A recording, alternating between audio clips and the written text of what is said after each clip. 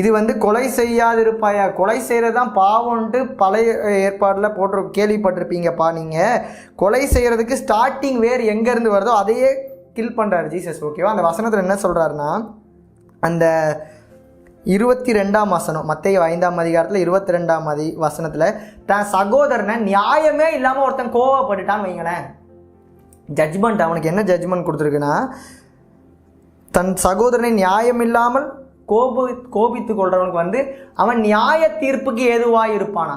தான் சகோதரனை பார்த்து நீ வேஸ்ட், வீரனு வேஸ்ட் நீ அப்படின்னு சொல்லுவோம்ல, அவன் வந்து எதுக்கு ஏதுவாக இருப்பானா, நியாய தீர்ப்பில் வந்து ஆலோசனை சங்க தீர்ப்புன்னு ஒன்று உண்டு, அதுக்கு ஏதுவாக இருப்பானா. தன் சகோதரனை பார்த்து மூடனே, டேய் முட்டா பயலே அப்படின்னு நீ சொல்லிட்டனா நீ எரி நரகத்திற்கு ஏதுவாக இருப்பியா. ஓகேவா? ஸோ இதுதான் பைபிள் வசனம். ஓகேவா?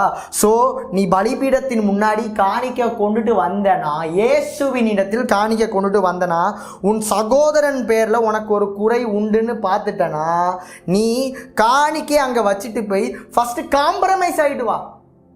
இந்த வசனத்தோட அர்த்தம் இதுதான். நீ ஃபஸ்ட்டு காம்ப்ரமைஸ் ஆகிட்டு அதுக்கப்புறம் உன் காணிக்கையை வந்து செலுத்து அப்படின்ட்டு இந்த பரிசுத்த வேதாகமத்தில் உள்ள இயேசு கிறிஸ்து என்ற ஒரு கடவுள் சொல்லித்தராரு.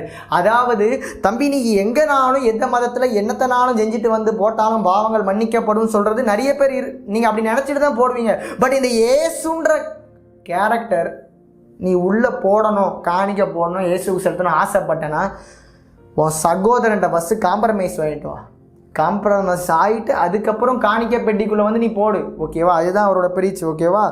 அது மட்டும் இல்லாமல் அடுத்த வசனம், இதெல்லாம் ரொம்ப ஜெம்மான வேர்டு. ஸோ நீங்கள் நல்லா கேட்டுக்கோங்க, உங்களுடைய லைஃப்பில் ரொம்ப யூஸ்ஃபுல்லாக இருக்கும். ஓகேவா?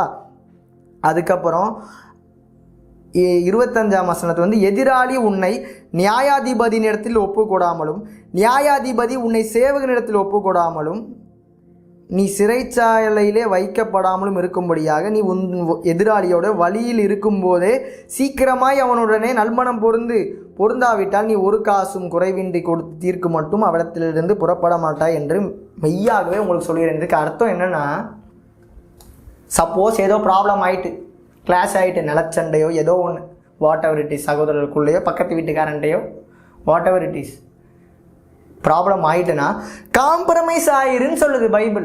நீ காம்ப்ரமைஸ் ஆகலைன்னா கோர்ட்டு கேஸுன்னு உன் பொண்டாட்டியோட தாலியை கொண்டு வைக்கிற வரைக்கும் நீ கடைசி காசு கொடுத்து தீர்க்கு மட்டும் அந்த இடத்துலேருந்து போகிற. ஸோ காம்ப்ரமைஸ் ஆயிடுதுன்னு சொல்லுது. ஸோ என்ன, உங்களை இப்போ என்ன, உங்களை ஒரு கணத்தில் அடிச்சிட்டான், இன்னொரு கணத்தை காட்டிடுங்க.